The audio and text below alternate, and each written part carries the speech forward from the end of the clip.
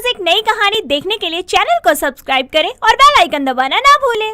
सोमगढ़ गांव में शांति अपनी छोटी सी झोपड़ी में रहा करती थी। शांति के 2 बेटे थे, लेकिन शांति के दोनों ही बेटे कई सालों पहले ही शहर गए, लेकिन वो कभी लौटकर नहीं आए।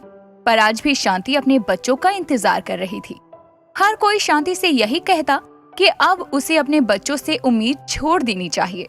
अरे काकी का हो, देखो हम आपके लिए खीर बना के लाए हैं। खीर खाकर बताओ कैसी बनी है। अरे तू रोज रोज कुछ ना कुछ मेरे लिए बना तो लाता है, लेकिन मुझे एक बात बता कि ये सब तू किसी लालच के बिना तो नहीं कर रहा होगा ना? अरे नहीं नहीं काकी, आप भी कभी कभी कुछ भी बोलती हो। भला मुझे किसी चीज का लालच क्यों होगा, आप मेरी माँ के जैसे हो। आजकल के बच्चे जब भी अपनी माँ को छोड़कर जा सकते हैं, तो तू तो मेरा अपना खून भी नहीं है। अच्छा ठीक है, ये खीर रख लीजिए आप, और हमको आपसे कुछ नहीं चाहिए। मैं चला खेत में, मुझको हल भी चलाना है।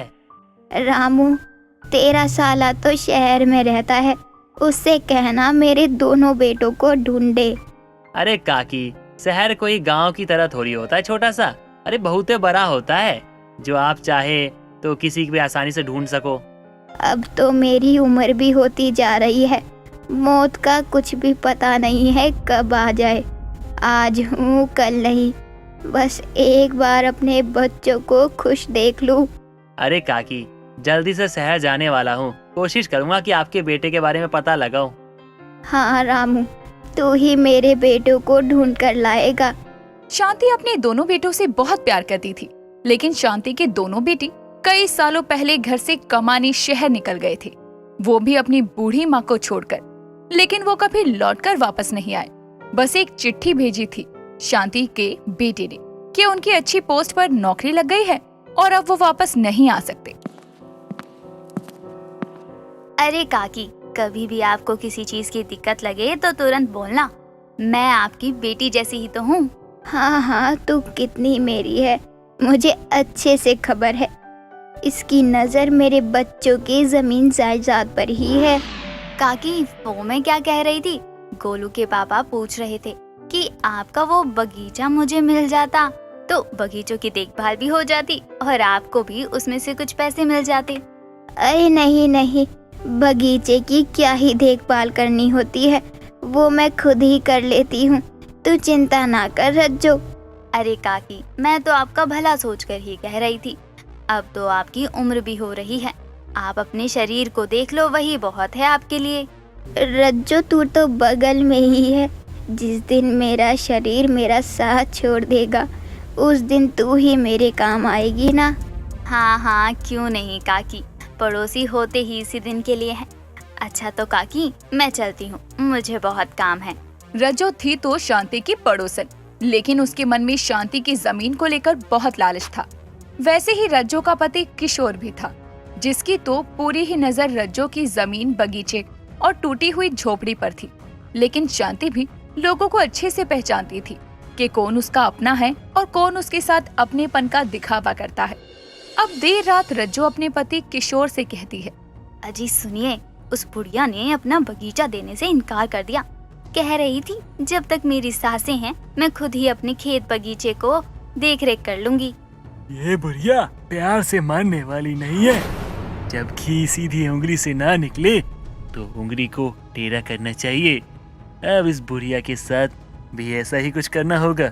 जी आप बिल्कुल ठीक कह रहे हैं, ये बुढ़िया इतनी आसानी से नहीं मानने वाली, क्योंकि इसने तो अपना चहेता उस रामू को बना रखा है। इस बुढ़िया के साथ साथ इस रामू का दिमाग भी ठिकाने पे लगाना होगा। बड़ा आया श्रवण कुमार बनने वाला, खुद के माँ बाप की सेवा तो हुई नहीं, चला इसकी सेवा करने। किशोर और रज्जो के दिमाग में क्या चल रहा था, ये तो वही दोनों जानते थे, और वो अब आगे शांति के साथ क्या करने वाले थे, ये भी उन्हें नहीं पता था। एक रोज शांति की अचानक तबीयत खराब होती है। रामू जब शांति के घर जाता है तो वो देखता है कि शांति का बदन बुखार से तप रहा था। काकी, आपका बदन तो बुखार से तप रहा है, चलो हम आपको डॉक्टर के पास लेके चलते हैं। नहीं नहीं रामू, मुझ में इतनी हिम्मत नहीं है कि मैं चल पाऊँ। तू जाकर मेरे लिए डॉक्टर साहब से दवा लेकर आ जा। ठीक है काकी, जल्दी आता हूँ। रुको, तब तक ना हम रज्जो और भाभी को बिठा देते हैं आपके पास। इतना कहकर रामू रज्जो के घर जाता है और वो रज्जो को शांति काकी के पास बैठने को कहता है। ये किशोर भी सुन लेता है और वो भी रज्जो के साथ शांति के घर पहुंचता है। रज्जो तू आ गई, जरा मेरे सर पर ठंडे पानी की पट्टी तो रख दे। शांति काकी, अब आपको ठंडे पानी की पट्टी की जरूरत नहीं है, अब आपको सीधा स्वर्ग जाने की जरूरत है। अरे कहाँ है अंगूठा लगाने वाला? निशान लगाने के लिए पेपर तो दो। अरे जल्दी लाओ यार। हाँ हाँ, ये लो ना शांति काकी, बिना शोर मचाए और प्यार से अपना सब कुछ हमारे नाम कर दो। रज्जो तू ये सब अच्छा नहीं कर रही है। रज्जो मेरा हाथ छोड़, मैंने कहा मेरा हाथ छोड़। अरे अम्मा, आपकी कोई आखिरी इच्छा हो तो बता दो, वरना रामू के आने के बाद ये सब पूरा नहीं हो पाएगा। इतना बोलकर किशोर शांति के साथ जबरदस्ती करते हुए शांति के हाथ में स्याही लगाता है और एक पेपर पर शांति का अंगूठा लगा देता है। शांति चिल्लाती रह जाती है। किशोर, ये तू बहुत गलत कर रहा है। मेरे बच्चों को पता चला तो वो तुझे छोड़ेंगे नहीं। किन बच्चों की बात कर रही हो आप शांति काकी, जो सालों से आपसे ये पूछने और देखने तक नहीं आए कि जिंदा हो या मर गई तुम? देख लेना रज्जो, मेरे बच्चे आएंगे और जो तू मेरे साथ कर रहा है वो तेरे बच्चों के साथ करेंगे। चलो काकी, लगता है आपकी ख्वाहिश अधूरी ही रह जाने वाली है, क्योंकि अब आप सीधे स्वर्ग पहुंचने वाली हो। किशोर और रज्जो इतना कहकर शांति का गला दबाने लगते हैं। रज्जो भी छटपटा रही थी। कुछ देर बाद शांति दम तोड़ देती है। शांति की सांसें रुकते ही रज्जो जोर जोर से रोने का नाटक करती है। धीरे धीरे गांव वाले इकट्ठा होने लगते हैं। अरे शांति काकी हमारे बीच नहीं रही, काकी हमें छोड़कर चली गई। अरे यहाँ इतनी भीड़ लगा रखी है, घर पर डॉक्टर साहब नहीं थे तो दवा लाने में लेट हो गए। अरे रामू, शांति काकी नहीं रही, तेरी माँ नहीं रही रामू। अरे क्या बोल रही हो रज्जो भाभी आप? अरे ऐसे कैसे हो सकता है? उन्हें कुछ भी नहीं हो सकता। मैं उनके लिए दवा लेके आया हूँ। मैं भी उन्हें ठंडे पानी की पट्टी दे रही थी। अचानक ही शांति काकी मुझसे कहने लगी, मैं अपने बच्चों को नहीं देख पाऊंगी। इस आखिरी समय में तो वो मेरे पास होते, उन्हें जी भर कर भी नहीं देख पाई। एक बार कोई उन्हें बुला दो। मैंने उन्हें माँ माना, उनकी सेवा की, लेकिन उनके बच्चों की जगह कभी नहीं ले पाया। एक माँ के लिए बच्चे कभी बुरे नहीं होते, चाहे वो उन्हें अकेला ही क्यों ना छोड़ दे। हर वक्त कहती थी मेरे बच्चे आएंगे, मेरे बच्चे आएंगे, लेकिन कोई भी नहीं आया। मैं तो यही कहूँगा भगवान से कि भगवान हमारी काकी की आत्मा को शांति दे। हाँ रामू, मुझे तो ऐसा लग रहा है कि मैंने अपनी माँ को खो दिया। हे भगवान, अब मैं किसे अपनी दिल की बात कहूँगी? क्यों आपने मेरी माँ समान काकी को मुझसे छीन लिया भगवान, क्यों?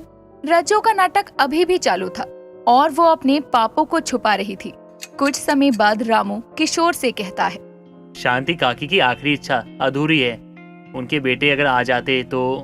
अरे रामू, जो बच्चे अपनी माँ के जीते जी नहीं आए, वो अब क्या आएंगे उनके मरने पर? अब तो कोई उम्मीद नहीं है। हाँ ये भी है रज्जो भाभी, अब शांति काकी की आत्मा को शांति देने के लिए हमें उन्हें आखिरी विदाई देनी चाहिए। शांति जो कि अपने बेटों के लिए तरसती रही थी, वो अब आएंगे, लेकिन वो नहीं आए और बेचारी शांति अपने बच्चों की एक झलक के लिए तरसती रही और उसकी अपने बच्चों को देखने की ख्वाहिश अधूरी रह गई। दोस्तों, अगर आपको ये कहानी पसंद आई तो इसे लाइक करें, शेयर करें और कमेंट करके बताएं कि कहानी में आपको सबसे अच्छा क्या लगा।